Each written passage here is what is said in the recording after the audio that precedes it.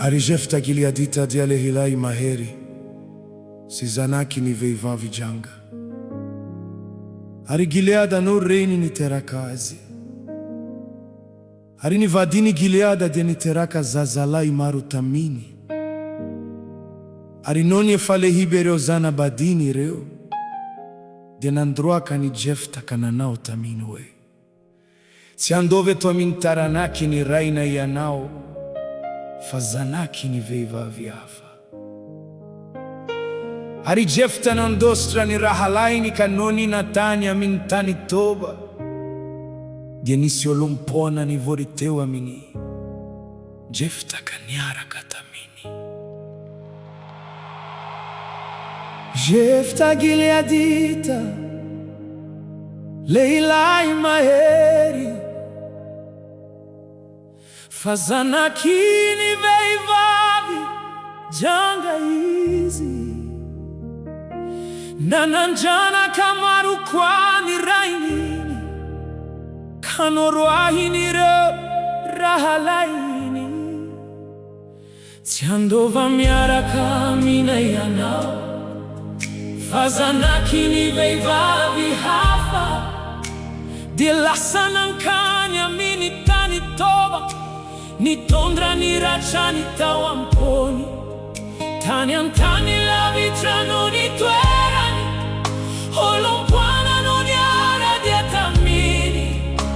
Fa ny olo nafaka mandroaka, ny tompo kosa tsy mba manary. Jehova tsy manadino, na iza no lavignolona. Izy no manangana ary manovarano maso fandresena. Tsy ny fiavianao no jerena, fa ny fonao eo anatreany. Raha izy no miantso anao, tsy misy hahasakana. No nitonga ny andro sarotra, niakatra ny taranaky amona, dia tonga ireo loholon'ny Gileada, nitady anilefa noroahiny. Oi Jefta, tamim-pahoriana, sy anareo va no nankahalay? Nanareo va no nankahalay? Nahoana no miveriny zao, rasendra fahoriana ianareo. Hoy ireo, avy ianao hitarika anay oloany amin'ny Gileada, dia nentiny nodindra izy, ary Jehova no vavolombelona. Izay no laviny maromali, any ono tady aviny fairenena. Rehefa manandra trany Tompo, tsy misy mahazo manakana. Jehova tsy manadino, na iza no lavignolona. Izy no manangana ary manovarano maso fandresena.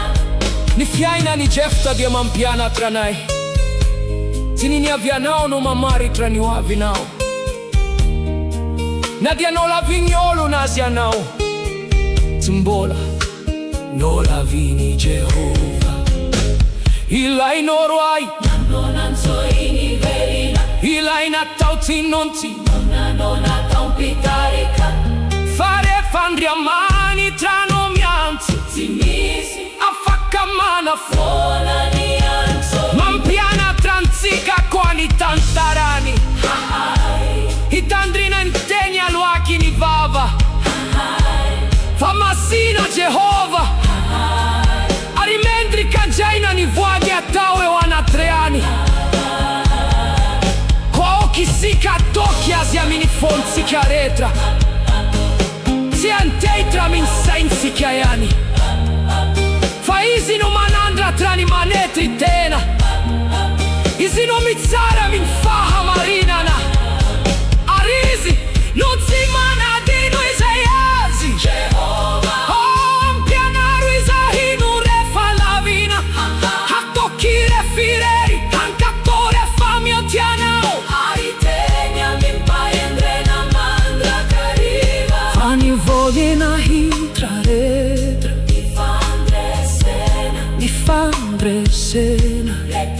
Parenifiai na retra, dia não irei, Jeová, aleluia.